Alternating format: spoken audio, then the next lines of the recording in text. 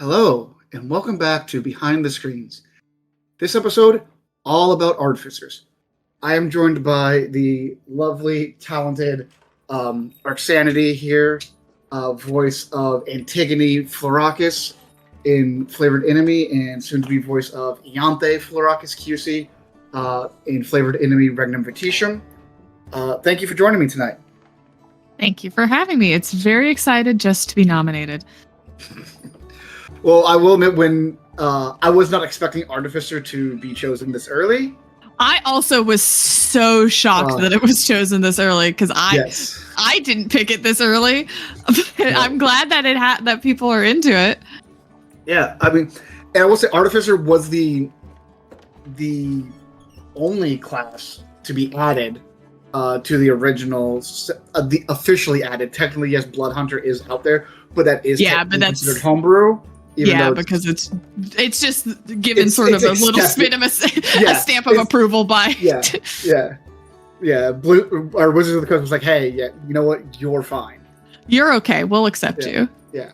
Come into our arms. It is the only added class to the original classes for D&D 5th edition. Yeah. So that's a nice little thing. I personally love it. I think it's a cool addition that definitely allows for some outside the box thinking and definitely some creative builds, not only mechanically but definitely RP wise, which is what we will be predominantly talking about. Yeah, don't ask. I am not, and I'm not a mechanical genius, but good lord, do I love to roleplay. Yes. So we will start off with, I guess I'll kind of give a quick description of what the Artificer is. Artificers are kind of mechanical savants in a way. They have inventions. They blend technology, engineers, and magic. They are the engineers of the fantasy world. And they have all sorts of cool things they can do. They can build magical armors, like they can build an entire suit of armor. Like if you want to be Iron Man, this is a class for you. They can have mechanical pets if you want to have a pet class, but you don't want to be the shitty ranger. This is another good class for you. If you like having attunement slots. Oh my god. This is the class for you. If you want to attune to fucking everything under the sun, this is where you need to hang out. This is the class for you. If you play with a DM that doesn't give a lot of magical items, this is another good class for you because you can just make your own. You don't want to give me a magic item? Joke's on you, bitch. I'm making the magical item. Can't stop me, won't stop me. I will say the one mechanic I will get into right away. If you want to be the ultimate backseat gamer, Flash of Genius. Oh my gosh! Level ability which lets you add your intelligence modifier to any D20 roll. I didn't end up having access to that. I don't think until like the very end of. Like either the last fight or the fight right before that one. I think actually have it. Yeah, I don't remember because I'm a dumbass. But like, Mike, who plays Ghost, was just like, "Hey, bitch, you need to make sure you use this because we need it desperately badly."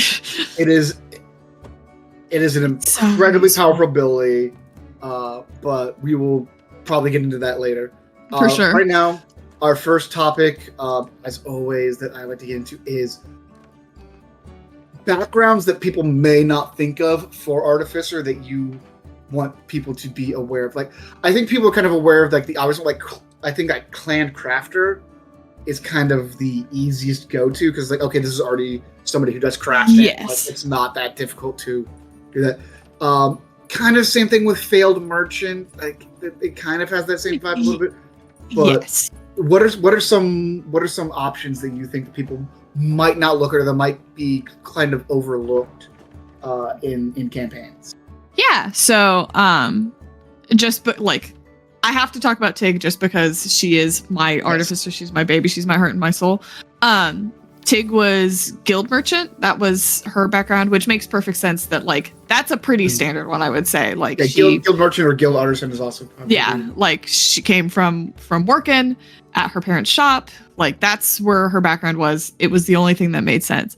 I personally think that a really cool one that you could do as charlatan for an artisan. I think the idea of being like almost like a snake oil salesman, somebody sort of pretending to use magic, but is really using technology. but really using technology, like very like the Wizard and Wizard of Oz, or even like somebody who is like very proficient at building their stuff and still has magic or whatever, but like is selling it off as something else. Did you not start the stuff? I didn't bring the bear into. Damn, that's okay. We can start over. I got to invite him to speak. Okay. It's okay. At least you caught it pretty early. I caught it early. Okay. I caught it early. Because I was wondering who was in the audience, so. It's the bear. The bear's in the audience. He's hanging out. All right, so 5, 4. Hold on. Do you want me to introduce you as Archanity or Emma? You can introduce me as Emma. Emma works. Okay. Okay, cool. Everybody in here knows me as Emma, so. 4, 3, 2, 1. Hello, everyone, and welcome back to Flavored Anime Behind the Scenes. This episode, all about artificers.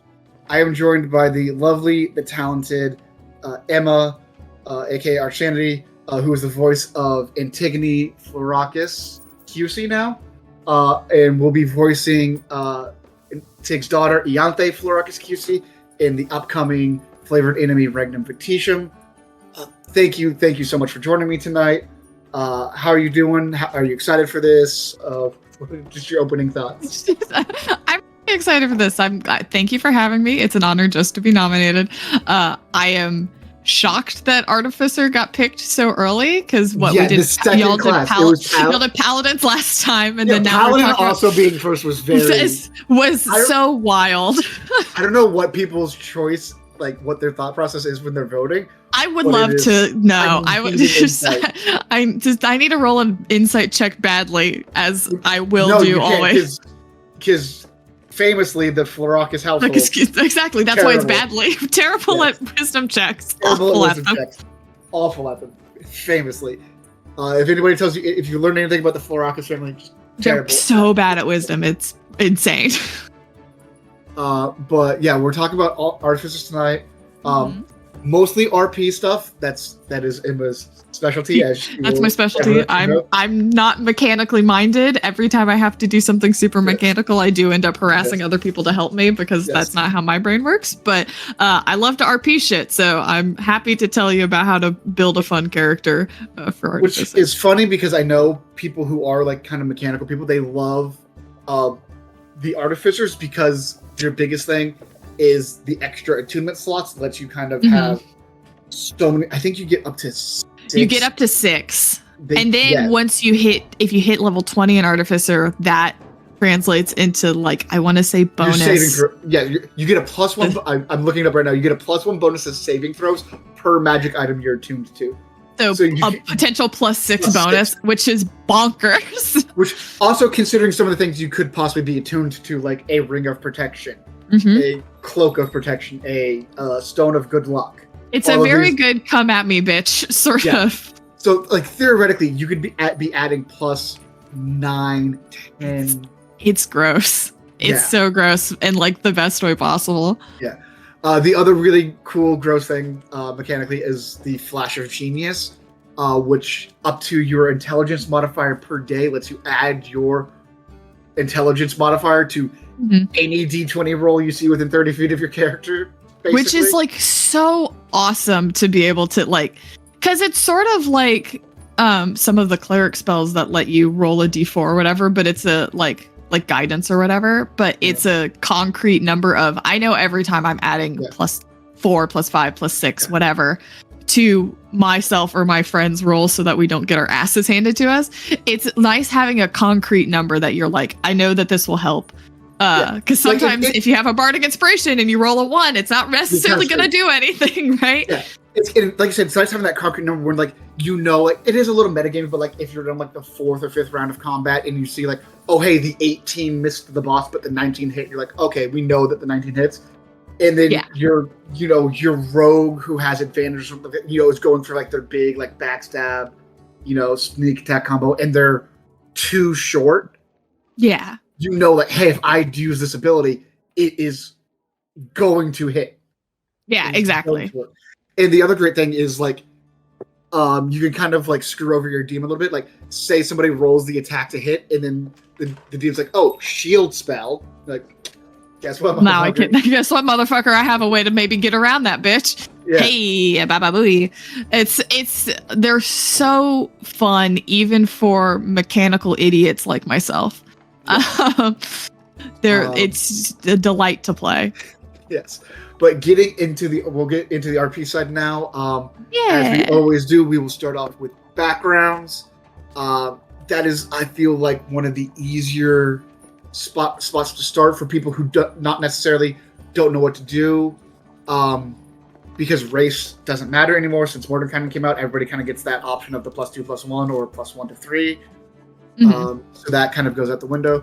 So I feel like background is where you really get a solid feel for like, what did my character do before they were in the adventure? Because that is so inherent to a lot of characters' backstories. It's so important. I feel like a lot of people will sort of disregard background a little bit just because they'll look at whatever the feat that you get from backgrounds are and be like, oh, that's the most useful or whatever. Whereas like I have said this before and I'll say it again, I build characters for like based off of story alone. Mm-hmm. Like I do not build for I do not min-max like ever.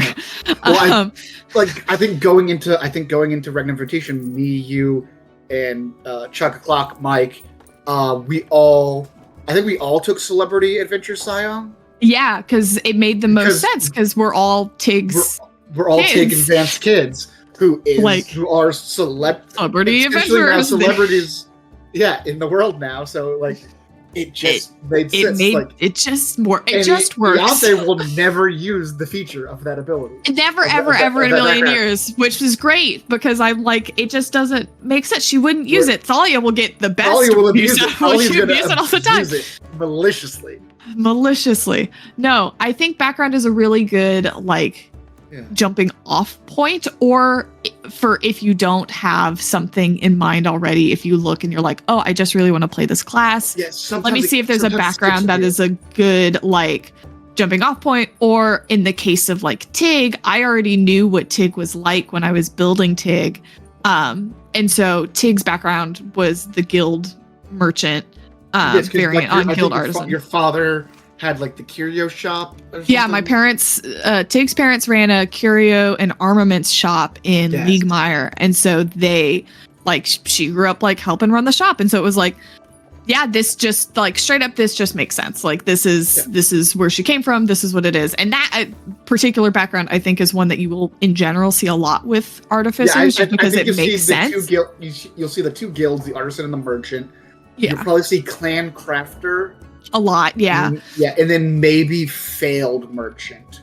This was my last big thing. Score. I couldn't sell this, or I came across, whatever your artificing tools. Yeah, whether it's the suit or the dog. I think all of those are great backgrounds, particularly if you're maybe somebody I know for a lot of people, because I DM for my home games and I've DM'd for a lot of new players, and I know for a lot of them, being able to slide into sort of a stereotype is a good, that's a pretty easy way to just get your feet wet in D&D. But if you're wanting to talk about spicier backgrounds that you might want to fuck with for Artificer, I think Charlatan's a really good background for Artificers, just because the idea of a snake oil salesman who is making potions or building things that may not work the way they're supposed to work. Yeah. Kind of somebody using alchemy and be no, it's science. It's science. It's a magical potion. I think that's so fun. No, that's just chloroform that you use to knock the guy out. Charlatan, I think, is in general just such a fun background anyway. Because it's just you're a little sketchy, you're a little sneaky. I think that's super fun. I think they also get like proficiency in the forgery kit or something like that. I think they do, yeah. Which is also really cool, I think, for the artificer, because like you could just fake being part of like a guild. Like you could just. I mean, you could forge guild stuff, or you could make like you're just a forger straight up. Like you're making off. off-brand bots. You're the Folkley. You're the Adela's off-brand. You're just the off-brand of like you're like the anytime there's like an electronic where like the logo is just like slightly off. So you've shaved off the serial numbers on your automatons, right? I think that's so fun.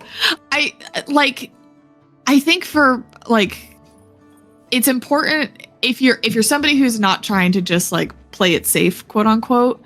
Like I think it's important to really like and I get that this is hard, right? I've been playing D&D for many years, so it's a little bit easier for me. And also I have a background in improv. Like I'm just insane. Like it's really fun to like look at those weird combinations that you maybe don't think of initially and be like, how can I make this work? Like a really good other example of something stupid but fun that you could do with these is either like the entertainer background for an artificer, because I love the idea of an artificer who like makes like almost animatronics, right? Like you're making the Walt Disney World animatronics to put on a show for people. Chuck E. Cheese. Yeah, you're making the Carousel of Progress dad and just so creepy. shoving It has like an actual boombox. Yes, that's so fun though, right? Like so you're doing this for entertainment, and then if in the future you're wanting to multi-class, right? You've already set up the groundwork to potentially multi-class into like Bard, right? Another fun one that I think people don't look at for Artificer, and maybe honestly should, is Gambler. The idea of somebody who like had to learn how to build these things to either they want it and they're like tinkering with it, or like I got into big gambling debts and I've had to learn how to start building these things to sell off to pay those off, is really interesting. Like maybe they built it as like a bodyguard for themselves, or as a bodyguard, right? Like there's so many different ways you can like just really take a background and bust it up to make it do what you wouldn't necessarily initially think. Even if you do decide to play the straight and narrow with it, right? Like there is nothing wrong with playing the straight and narrow. Like, it is the tried and true for a reason. Yeah, exactly. Yeah. There's a reason why the PHB is like, when you're building a class, is like, here are some backgrounds we recommend with this. Yeah, exactly. There's a reason for it, and those are solid suggestions. But that's not why I'm here right now. I'm here to tell you, hey, be an artificer who's an acolyte who worships the things that they make. Be an artificer who be a wild spacer who found it in the middle of space. Or yeah, exactly. One of my favorites is Smuggler, who was supposed to smuggle because one of the I think the battlesmith gets like a little like pet that they can have. Turns out that they were supposed to smuggle this thing that turned out to be like a sentient warforged that is now like their battle companion. Like they're like, no, that's wrong. This is a creature that can think. Like I'm not gonna smuggle this. This is essentially human trafficking. Yeah, exactly. Like it's so fun to just do that. My other favorite is Archaeologist, who like uncovers something on a dig and then like activates it and is like, oh, you're my new master, or like finds an old suit of armor. If you're gonna go for the armor one, or the artillerist, like you found a cannon. Yeah, you found a cannon. Everybody, embrace your wildest Milo from. I was about to say Treasure Planet. That's Atlantis. Jesus, Emma. Milo dreams. Be the archaeologist you want to see in the world. I think one of my favorites is Boop from. Oh my god!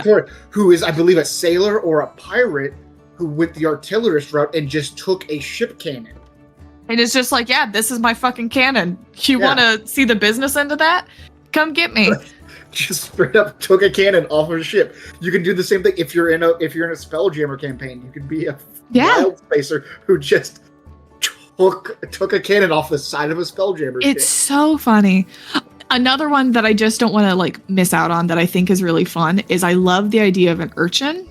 Because I love the idea of young, but like savant-ish, who has like no resources and is just like, I built this little robo mouse with like the 3 screws I found over in that alleyway and the fucking gears that I like stole from old man Jenkins down the road. Like, I love the I'm so scrappy. I've scrapped enough stuff to build me a friend. Build the whole thing.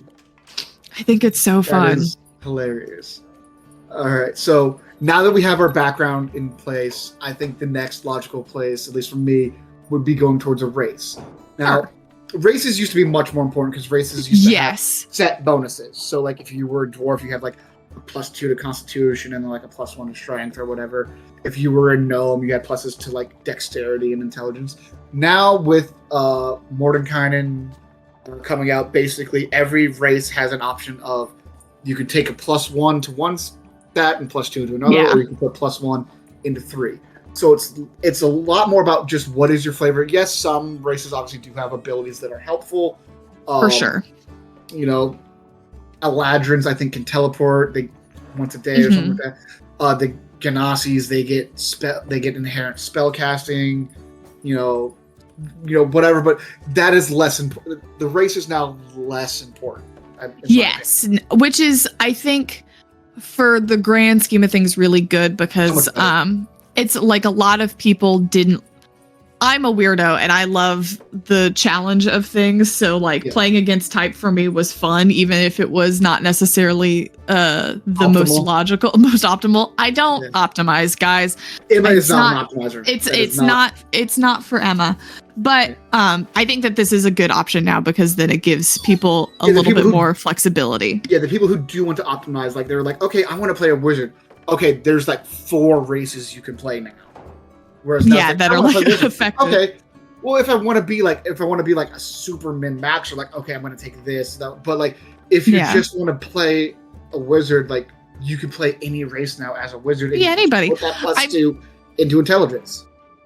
I mean, that's the thing, right? Is like I think people should be able to play whatever race they want to play, and if that means, I apologize for my dog. If that means you're playing it so that you're not optimized, that's great for people who are comfortable with that, but it's less good for people who are not comfortable with that, obviously. For me, Tig is not optimized even a little bit. Everybody knows this. She's just not. Minotaur Artificer. The Minotaur Artificer, who literally, like, the spot where... The Minotaur... That's bad. That's not feel bad. That's a feel bad. So when I built Tig, and Tig had been kicking around in my head for a long time before TOV, right? She literally came from, I like was like talking with a friend one day and like the thought of like, oh, you should play a bull in a china shop. Like that's where she came from, was like that thought. And I was like, okay, that's a Minotaur, which is an Artificer, which is like not optimized, not what people would expect from the class and the race, but it was so fun because it's really fun to invert that kind of thing on its head. Like, because I feel like a lot of people would just play Artificers as like, oh, Artificers are like gnomes and halflings or like elves, tinkerers, right? And being like, no, we have this big tall woman with a gun, big bull lady. She's tall and she has a gun. Famously tall and has a gun. Having this big bull lady who's just like really smart and very clever and like not wise a lick, but is like and is fairly dexterous for being so large and is just like, I'm here to build and to. Granted, her goals when she started the campaign were maybe a little different than when she ended the campaign because of growth, but like was like, I just want to build a bunch of weapons. That's all I want to do is just build a bunch of guns. And now there's so many cool things you can do. Like I think one of my favorite classes or one of my favorite races to do with this class is a Kinku. Oh my god, that would be so fun. Because Kinkus are cursed to not be able to. They're birds who can't fly and they can't speak.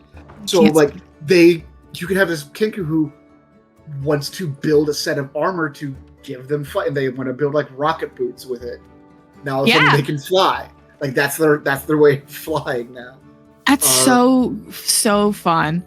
Yeah. Like being able to invert it, right? Like something that would be like one that would be No, I just had you a go. dumb thought. Of course.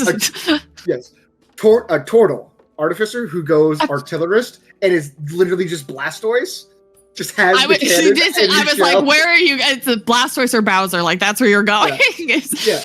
Yeah, that's so just good. Has the cannon in the shell. Like, in the shell is so funny. Another I'm gonna have to really build that later now.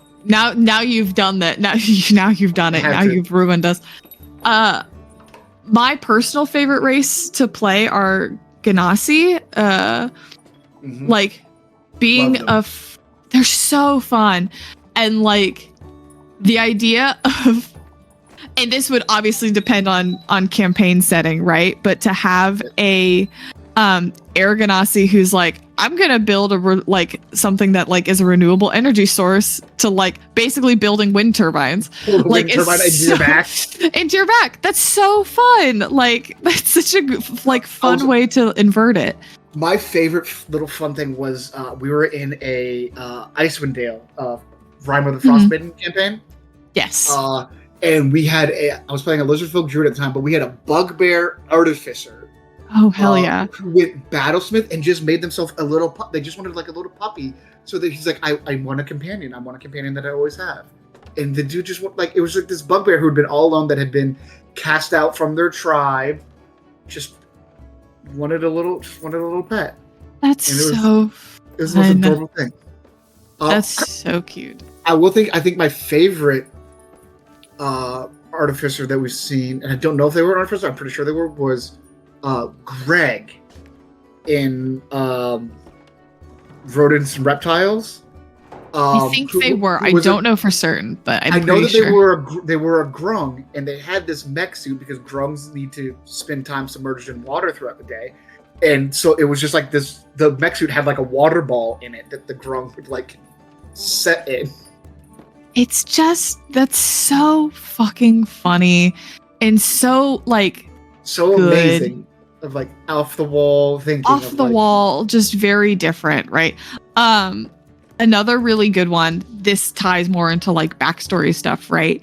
But like if you were to play an Aasimar Artificer, who's like Aasimar are like children of heavenly beings, right? Of gods and they're what have like you. Nephilim. Yes, exactly. And if you were an Aasimar who's like, fuck the gods, I'm gonna do it through science. Like that's so fun to be like. Such a powerful move too. I know where I came from. Fuck them. I'm gonna build a big cannon. Like it's so good to just like be like, no, I'm not doing what's expected of me. I love not doing what's expected of me for my characters. I don't know if we've noticed that theme between my characters, but. Speaking of themes, though, this is going to bring me to the next point. And one of the reasons I love Artificers is that I feel like Artificers feel at home in really any type of campaign setting. They're so versatile. High fantasy, low fantasy, high tech, like especially high tech. They fucking are. They run away in high tech. Yeah, but like even if you're in like a low fantasy setting of like, okay, well now I'm like, I can still cobble things together because like I'm not using magic. No, you're not using magic. And yes, even if it's are half casters, but like almost and a lot of the spells that they have, you can flavor pretty easily as something else. Yeah. That's a pretty common thing for them. Like acid splash or whatever like that. Like you just have a vial of acid. Yeah, I just have a vial of acid, or I have like an acid launcher on my wrist or whatever. It's awesome, and I think a really easy way. And obviously this depends on your DM, right? But like if you were playing in a low fantasy setting, so no magic, and even if you're playing in a setting that didn't have like was not technologically advanced. You're like 1500s English. Yeah, exactly. That could be a huge plot thing of like, well, I'm gonna fucking advance civilization. I'm gonna do it. Like, so you're just to start the Industrial Revolution. You're gonna fucking Percy DeRollo it and figure out a way to build that gun. You know, like that's going back to our earlier topic. Noble, another good background. You just buy your shit. Just buy your shit. It's so fun. Like it's just they're so super versatile because you can play them in low fantasy and flavor their spells really easily because their spells tend to be very utilitarian.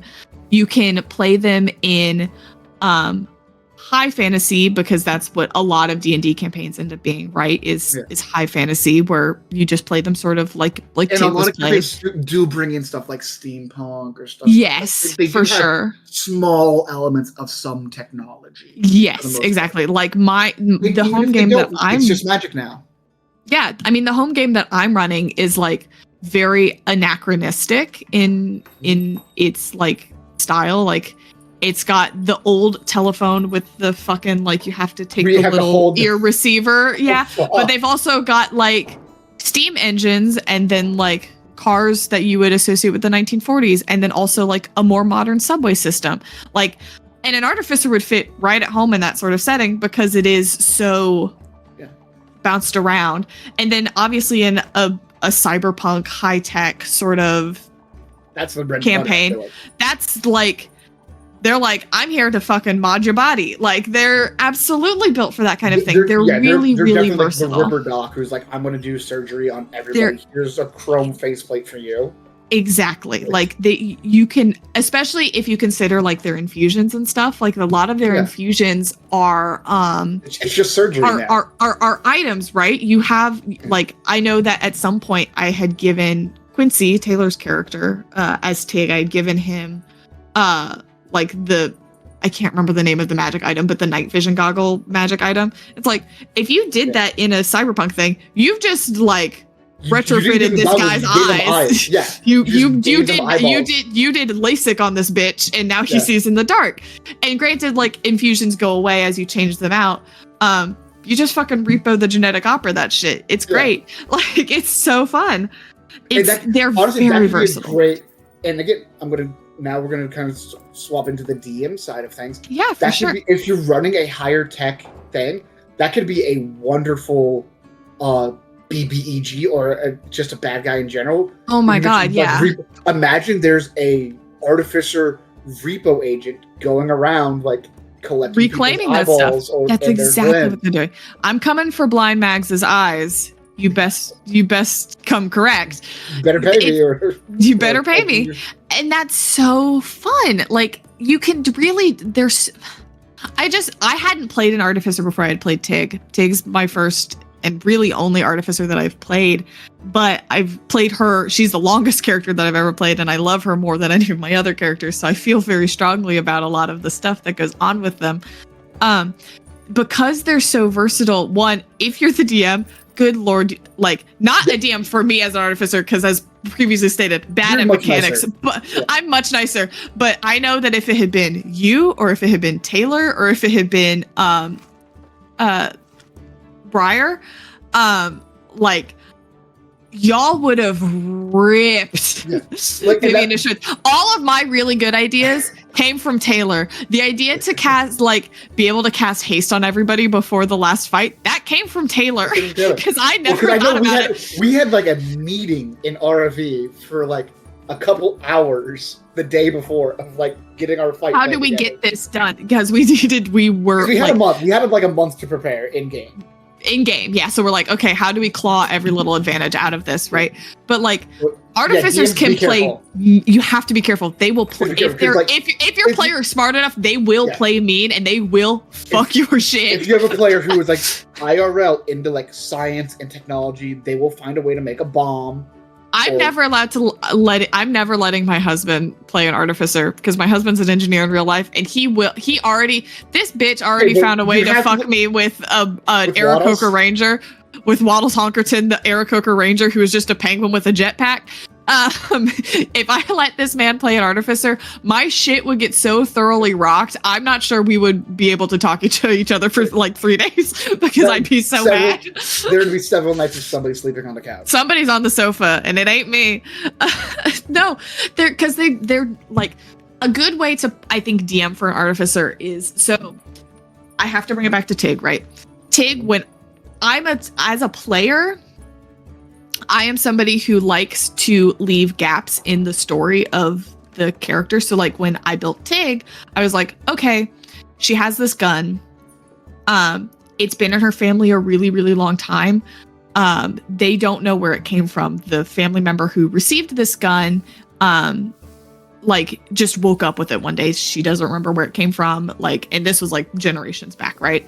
And so me being like, nobody in my family's interested in where this gun came from. I want to figure out where this fucking gun came from and then figure out how to reproduce them. Like, so leaving the gap of I, as the player, was like, I don't have any idea of where this gun came from. I want you, the DM, to figure it all out. Yeah, here's a little.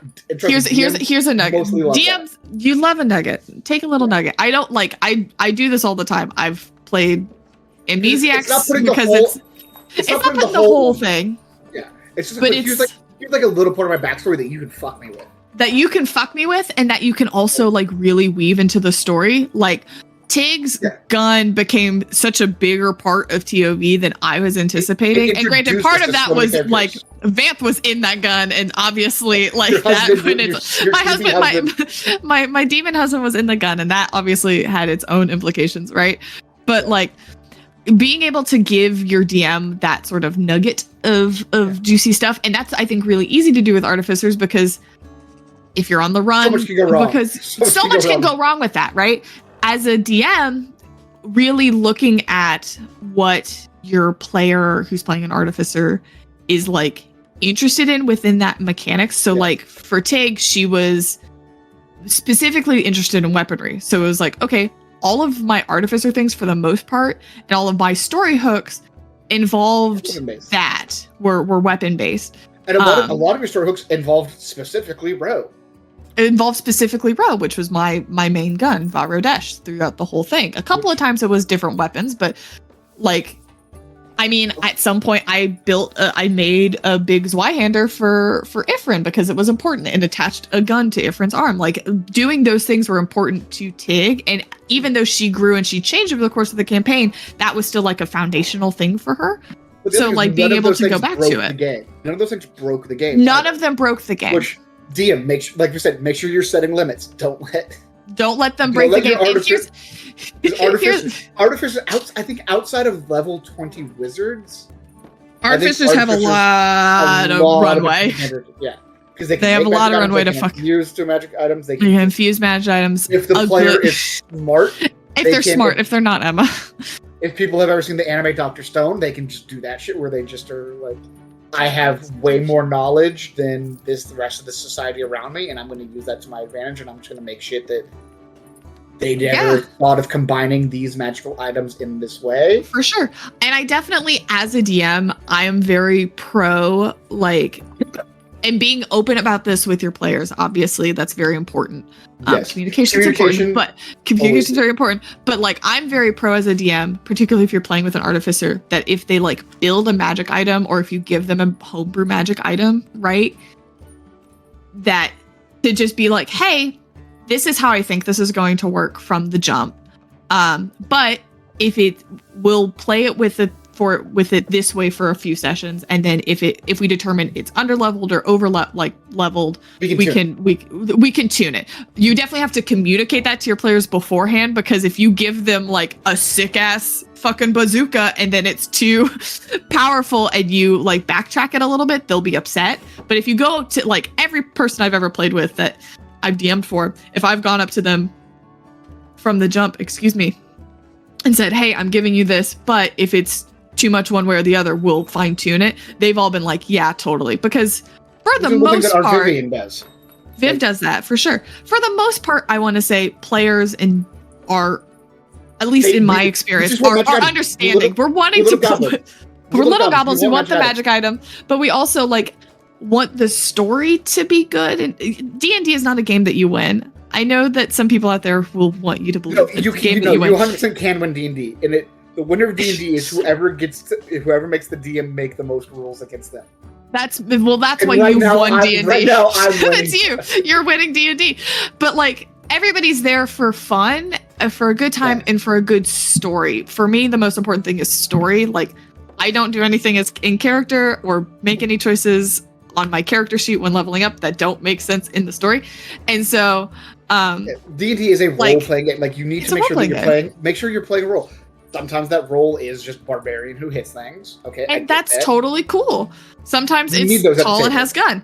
You need somebody who just hits a thing. But like, because people are so just wanting to have fun with the story, most people, in my experience, have been very chill with, oh, this needs to get fine-tuned a little bit. This needs to get bumped up, bumped down, whatever, because they understand like, oh, if I have something too powerful, I'm gonna break the game, and I'm taking away from other people. Granted, I don't play with a ton of min-maxers, but there's nothing worse than being the player who, like, two of the players have really awesome items, and you kind of just have a shitty or mid-tier item, and then the other two players just get to dominate everything else because they can do that because their items are just better, and it's just like, well, I don't get to do what I want to do because by the time it's my turn to do it, like, the problem's gone.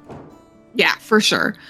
You have to really weigh those options, for sure. And if you're gonna, I think that I really liked about Rose's design for Tig was that, in order to use Death Shot, which was sort of, I think, her signature attack, my oh shit button. If I used that, it was gonna do a shitload of damage to whoever it hit, but I couldn't use my gun for a minute. So that's 10 rounds of being without my main weapon. Yeah. So like, it was, having that sort of balance was really nice. I think that's another good thing for DMs is if you want to give your players a really bitchin' weapon or a bitchin' item, have it have consequences, not necessarily the right word, but like something else has to happen. Have restrictions or, like, hey, here's a bazooka. That technology isn't around though. You have one round. You got one shot. Yeah. Make it count. I think that's like that was really true with Aftercut that Ghost had was you got one shot with this bitch, like in order to do the really important thing that we needed to do, you can only do that once, really. And so we got to get it right. And as you level them down, like if it's not as strong as your Death Shot is, like give it like intelligence or whatever charges per day or proficiency charges per day, bonuses. Yeah, for sure. And that way, like that's the other thing is like if you do that, then as the character levels up, they also get more charges and things like that, and they just feel feel like they're growing with it. But you said something that struck with me was you said you didn't really make decisions until you got to the level. I want to talk about leveling in Artificer a little bit. In terms of multi-classing. Tig is a great example of insane multi-classing. Yeah, I feel like kind of the obvious multi-class for Artificer is kind of the fighter. It's definitely fighter, so you get more shots off. Yeah, you get more shots off. Action surge. The extra multi-attacks, things like that. But also fighter kind of has that. Fighter is at least in 5th edition, like the every weapon person. Like I'm just proficient in every weapon. So like I'm just firearms now makes sense. Yeah. I think a fun one though that I did that I loved was the Grungslinger. It was a paladin. Oh God, the fucking Grungslinger. Yeah. Now we discussed this in the paladin thing a couple weeks ago. You can't right now. You can't do ranged smiting. You can in 1 D&D. But ranged smiting isn't a thing. But we found a way around that. In that, if I called my smite beforehand, I would be allowed to like charge. Like as I'm loading the bullet, I like divinely charge it or whatever it is.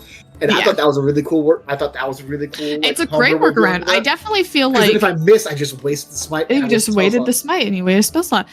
I think that's definitely like if you're gonna do a multi-class like that, right? It's important to like talk with your DM. So like for me, right? Tig multi-classed into Warlock, and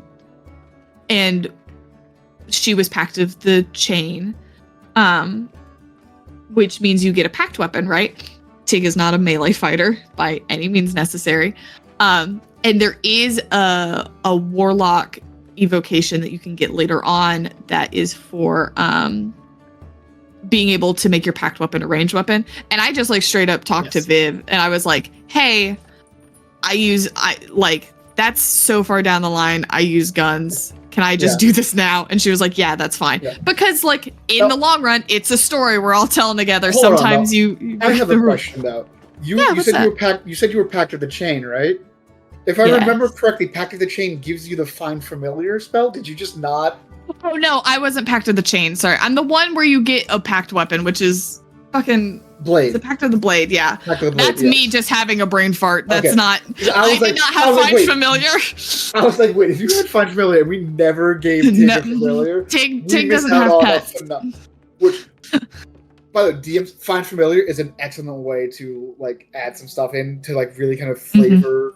You think so? When they use the Find Familiar, like whatever kind of familiar comes, like you can really set the tone. You can really set the tone with whatever familiar comes back. No, so Pact of the Blade, that was on me. Sorry. Okay.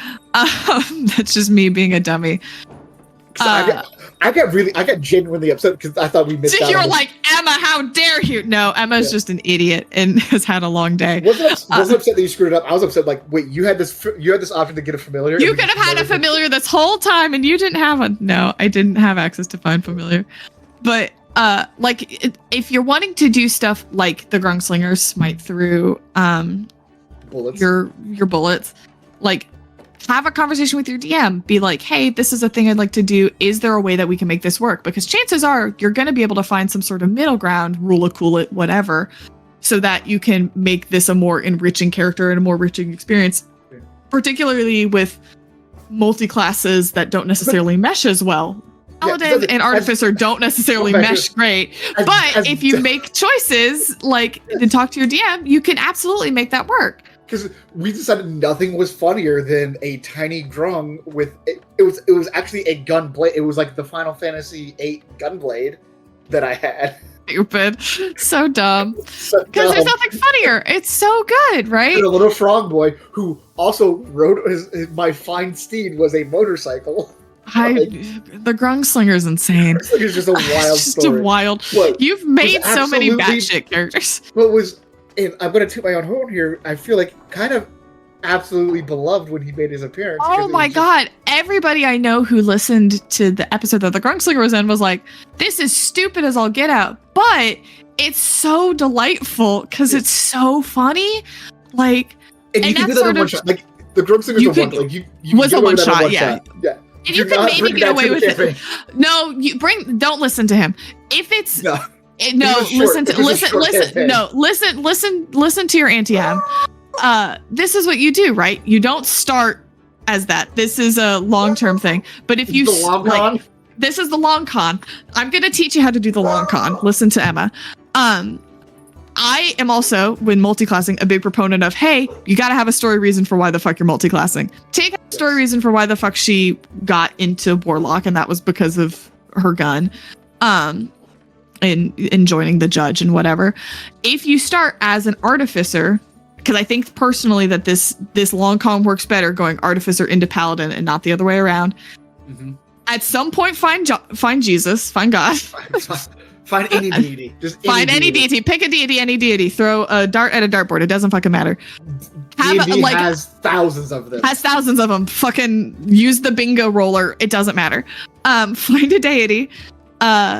Build up to when you would devote yourself to it. This can't be an immediate like, oh, I found Pelor. I'm now a paladin of Pelor. I'm doing this at level 2. No, this has to be a long con. You have to have this over like several sessions. And then when you like are gonna make that commitment and do the paladin thing, like have that conversation with your DM and be like, this makes sense for my character. How can we make this smite thing work? And if it's a long enough campaign, chances are like, and you've done the work to like set this up, chances are your DM is going to be more open to it, as opposed to it's level 2. I want to get my smites on my gun. Like that doesn't, that's not going to fly. I want to smite on my gun. Or if it's a very short 1-shot, 2-shot, 3-shot, whatever, that's different, right? Because then that's when you can get real wacky with it. But DMs don't care about you breaking their no, because then it's a 1-shot. It's a fucking 1-shot. Who gives a shit? Yeah. You're here for a good time, not a long time. Other interesting things to multi-class, I feel like with Artificer, Fighter makes a lot of sense. Paladin's insane. Warlock's insane.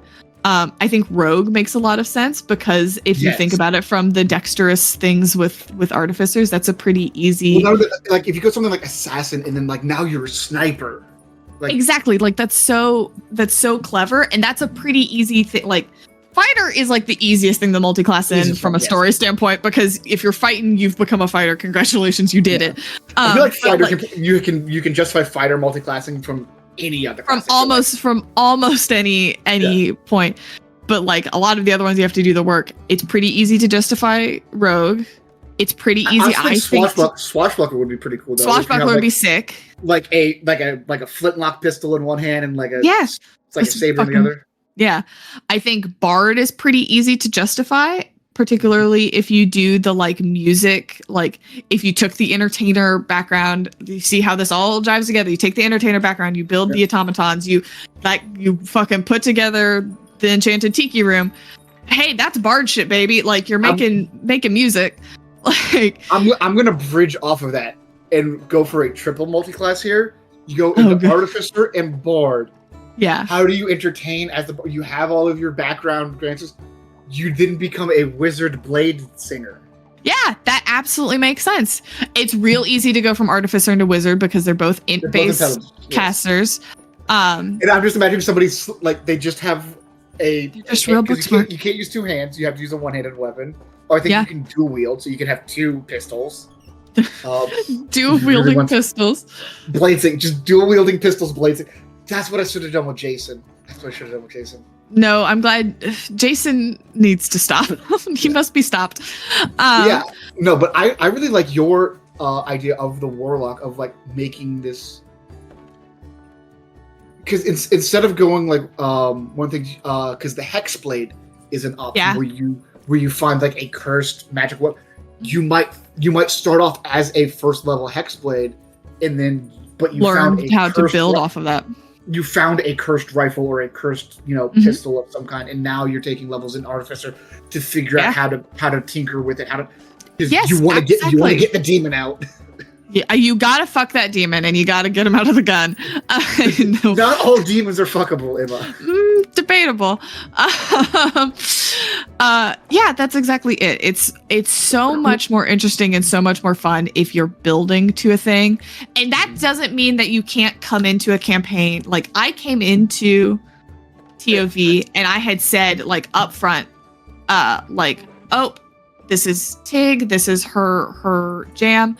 I am interested in potentially multi-classing into fighter, into gunslinger, or into warlock, dependent on how, like, this was before I knew there was anything in the gun, like, before any of that. I did both. I didn't. I only multied into warlock, because I didn't want to mess with three-way multi-classing. I was not into that.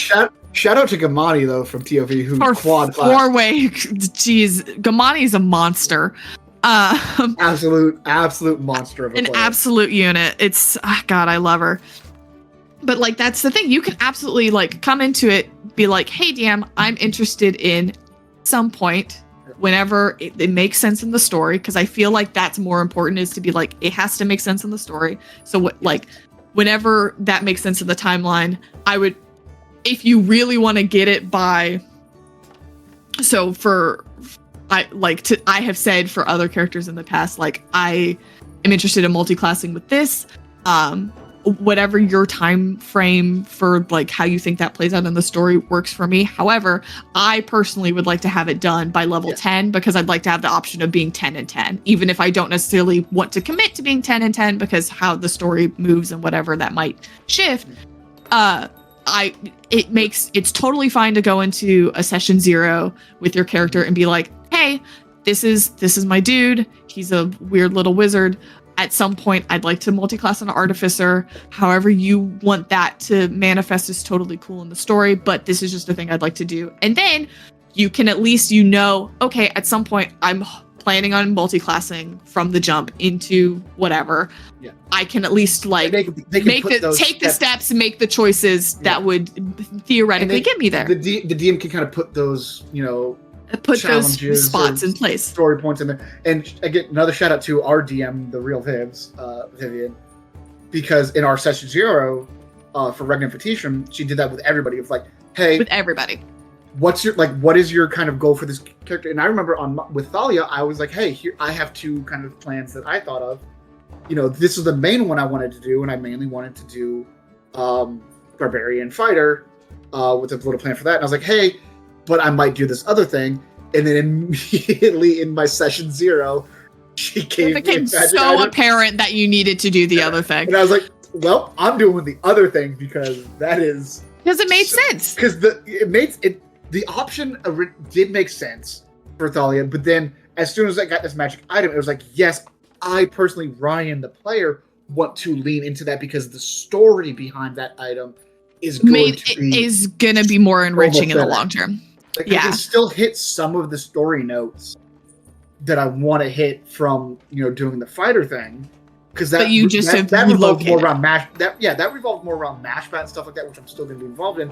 But now I have this whole, and I'm not going to spoil anything for the people listening, but we have this other whole y'all, if you're not planning on listening to RV, change your mind. It's already insane, and we've done the session 0s. There were several murders in session 0.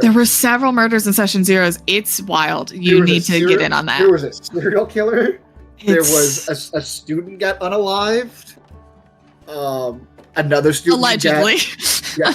Allegedly a student got unalived. Another student was knocked unconscious. It's crazy. But all 3 of the triplets in that went into stuff being like, this is what I'm hoping to do in regards to multiclassing or not multiclassing. I know that other PCs also went into it being like, oh, I'm hoping to multiclass into one of these or maybe all of these, having that framework as a DM. I know for me, as someone who DMs for and somebody who is a home friends, notorious note taker / Excel sheet fanatic. I'm a terrible note taker. It all just lives in my brain, but I do. Y'all, I love a good spreadsheet. The amount of spreadsheets I have for RV right now is a lot. What do you have? You have a calendar. You have a calendar.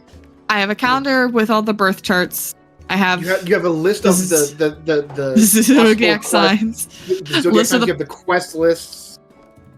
And then I also have Ianthe's diary is the other thing that I have, which is handwritten. This woman is handwriting a diary for this character. I just love her a lot.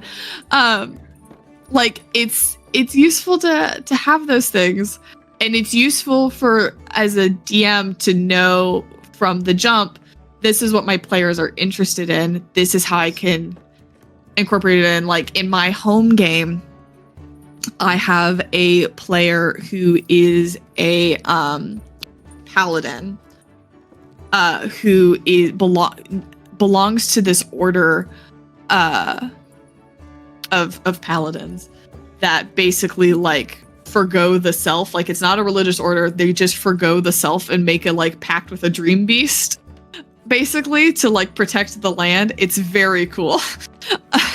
And when we were talking about it, one, God bless this player, he wrote me a whole short story about this order, which was so delightful, and then also gave me a glossary because it's very Dune vibes and I needed one.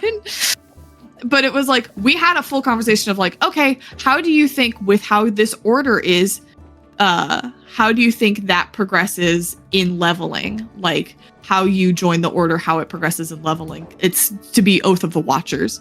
And he was I think that I make my pact with the Dream Beast basically at level 3 when I would take my subclass. I was that makes perfect sense. I'm and it was a whole conversation. I think it's really important in that sort of circumstance when you have pretty concrete plans too, to really have a communication with your DM, especially once again, if you're planning on multiclassing. It's very important to have a conversation, even if you think it might change, even if you think it might be open-ended, like it was with Tig, where I was it might be fighter, it might be warlock, it might be nothing. It was important to at least let Viv know, hey, this is a thing that I'm potentially working towards. Yes. All right, so now we have a race picked out, we have backgrounds picked out, we have potential multi-classing thoughts in our head. We're creating this character. So now we're kind of we're kind of getting to the end of this, and I want to talk about the last thing I want to talk about here is feats that can help kind of round out, because we've discussed that you can do so many different things with the Artificer. Oh my gosh, yeah. I feel like, obviously, the easiest feat, and again, I know we talk a lot about firearms with the Artificer. You don't have to, but you do not have to do firearms with the Artificer. Artificer was put into 5e with the introduction of firearms, and they were the only class naturally given firearm proficiency. So that's why we're kind of leaning into that. So I feel like Gunner is the obvious choice, even though yes, it does say it gives you firearm proficiency, which you already have. The big thing is that it lets you ignore the loading property of firearms. Yes. So I actually ended up not taking Gunner. Tig does not have Gunner on her because one of the Artificer infusions is repeating shot, which also lets you ignore the reload property. So I was like, okay, I'm going to forgo Gunner. And I ended up taking Piercer. That was the other one I wanted to point out. That is which is really good because it lets you re-roll the piercing damage from an attack, and then if you crit, you get to roll an additional damage die, which is super useful. Tig had Sharpshooter, which means that attacking at long range doesn't impose disadvantage, and you ignore half cover and 3/4 cover, which makes you pretty lethal. And then it also lets you do the -5 penalty to hit for +10 to damage. Yes. It's all just very useful stuff. That's really good if you're very good at rolling dice, like say a Quincy was, and not like say a Tig was, who is not maybe the most adept at her gun all the time, famously. And a good way to counter that Sharpshooter is if you take that 1 level dip into Warlock, or multiple levels. Yeah. And you do the Hex Blade, which now if it's your Hex weapon, you crit on a 19, which is super useful. Yeah. So now you're adding all of this extra bonus stuff to it. Yeah. Mm-hmm. So I think excellent options. Piercer and Sharpshooter definitely I think the first. The other feat that I had on Tig was Arcane Gunner, which lets you put spells into your bullets. Which is also fucking sick as hell because it increases your range on your spells by however long your range is on your gun. I will say I do believe that is a homebrew feat, y'all. So don't know, but it might be. I genuinely don't know. In our particular instance, it let you attack at close range and let you cast spells through your bullets. It might be homebrew. I don't know. If it's homebrew, make it in your homebrew. DMs. Make it in your homebrew. Who gives a shit? Because adding bullets or adding spells to bullets is just it's fucking cool. Sick as hell. It's so cool. And that's super fun because then you can put healing magic and shoot your friend. You can do, which is something that I've been wanting to build for so long because that is one of my favorite sci-fi tropes. Is the healing gun. It's the fucking Persona 3 evoker gun. That's exactly what it is, and it's so awesome. Those are all I think really great feats. Generally speaking, I think if you're trying to maximize either your damage or your spell save DCs and stuff, looking for feats that make sense with the story of your character, that boost dexterity or intelligence are both super helpful. I definitely leaned more into boosting my dexterity because my intelligence was already my higher stat, so I needed the dex boost a lot more. That's definitely super useful. I think Artificer is actually a really, really great class to take do those magic initiate dips with. Instead of having to do level dips. Instead of doing level dips, because then if you wanted to if you were following a story path that you were sort of talking to a chthonic god or whatever, right? Take a little magic initiate fit into Warlock, because then you're not committed to the whole level if it doesn't make sense for your character, if they wouldn't devote themselves but they're still talking to this person, and you get a little boost, right? That's super useful. And maybe that deity or that being is they're kind of doing the Candyman thing where it's hey, first spell's free, you don't get it. Exactly. Commit. You don't gotta commit. This is just a little a little taste, just a little treat. And I feel another great one is Warcaster. Warcaster is great for Artificer. Yeah, for multiple reasons. A, if you're using the rifle, you're using a tuned weapon, so this lets you use your spells.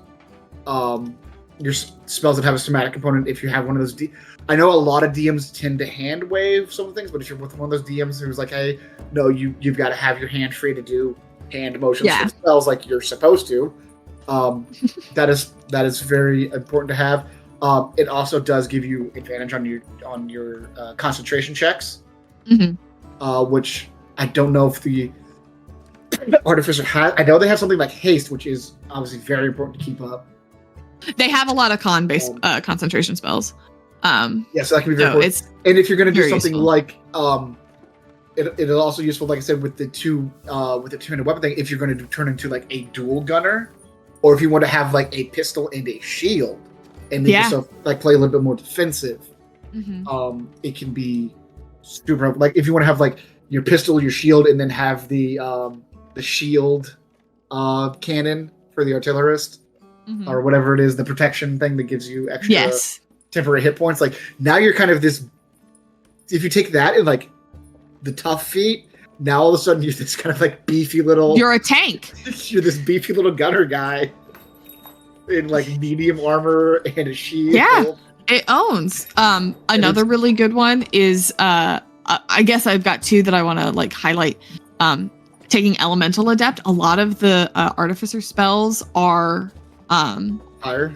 Not necessarily fire, but like there are a lot of fire ones, but there are a lot of like damage type spells, right? Like acid, fire, whatever.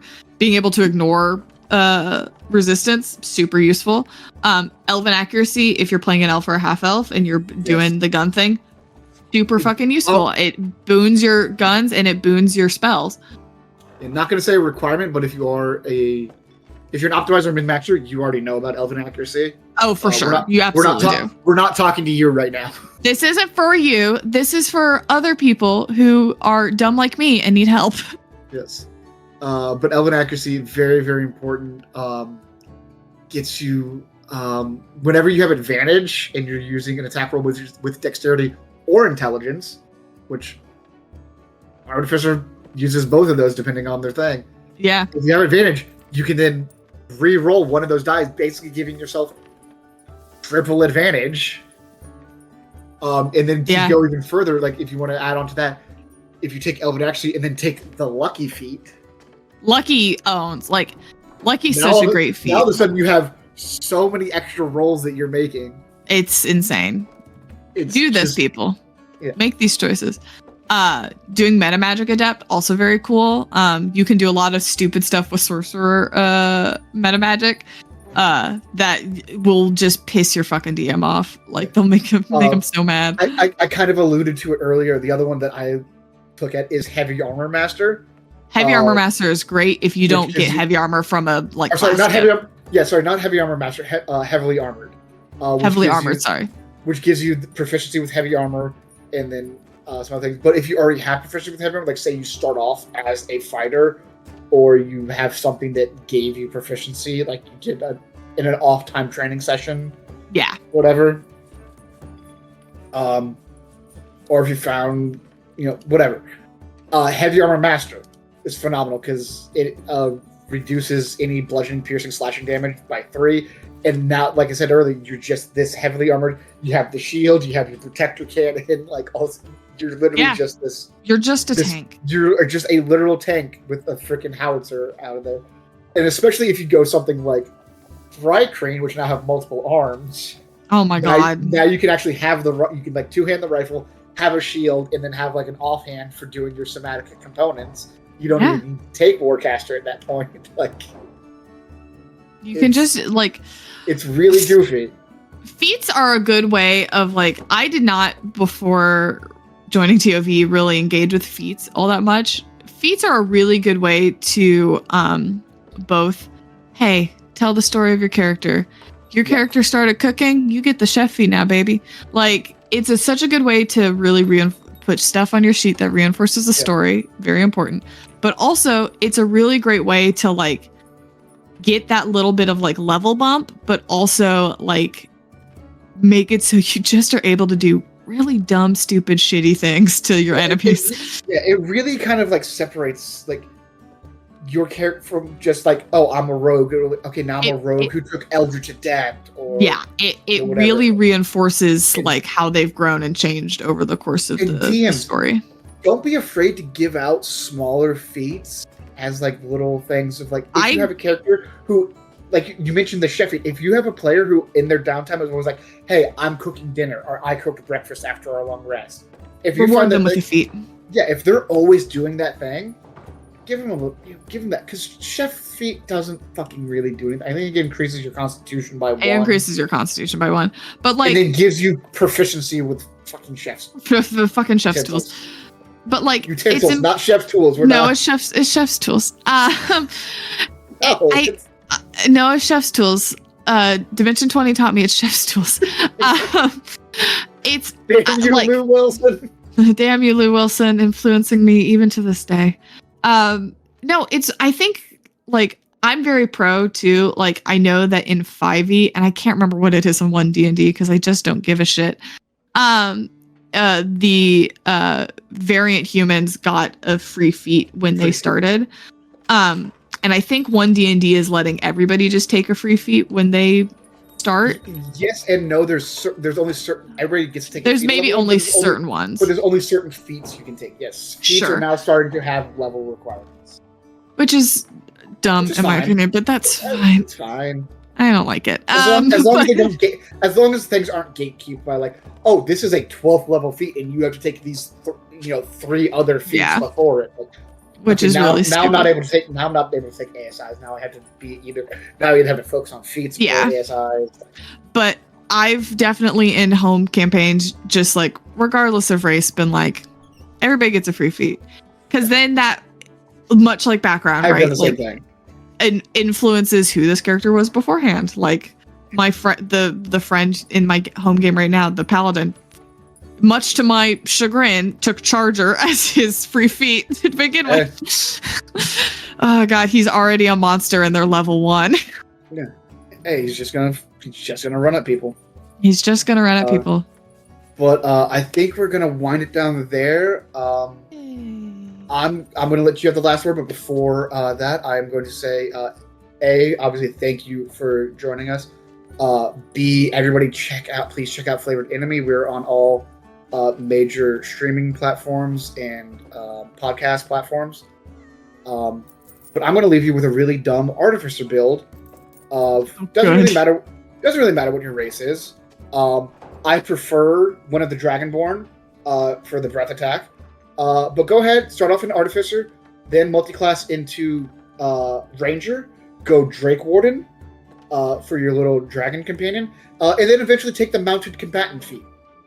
I hate you. There you go. That's so stupid what you've done here this day. But it fucks. I guess it does fuck. I suppose. Because now you have a flying mount, medium armor, and a rifle. Wild things you've done here this day. And both you and your mount have breath attacks. Stupid. But feel free to take us out, Emma. What is your last bit of wisdom to people who want to make an Artificer? My last bit of wisdom is chase your bliss. Don't listen to me or Ryan. Don't do anything that we've just said. No, like, don't commit crimes. No, what I'm saying is like, I have found the most joy out of building my characters, Artificer or otherwise, by thinking of the story first. And I would greatly encourage you to do that. You can't win D&D, even if Ryan disagrees. The best way to play D&D is to play it with your friends and tell a story together. And if you build your character because of how the story is taking them and don't plan it out from the jump, I promise you will have a more rewarding experience, because then you have made a character who much as you have shaped the world you're playing in, has been shaped thusly by the world. Very, very well said. With that, we bid you all adieu. Until next time. Bye.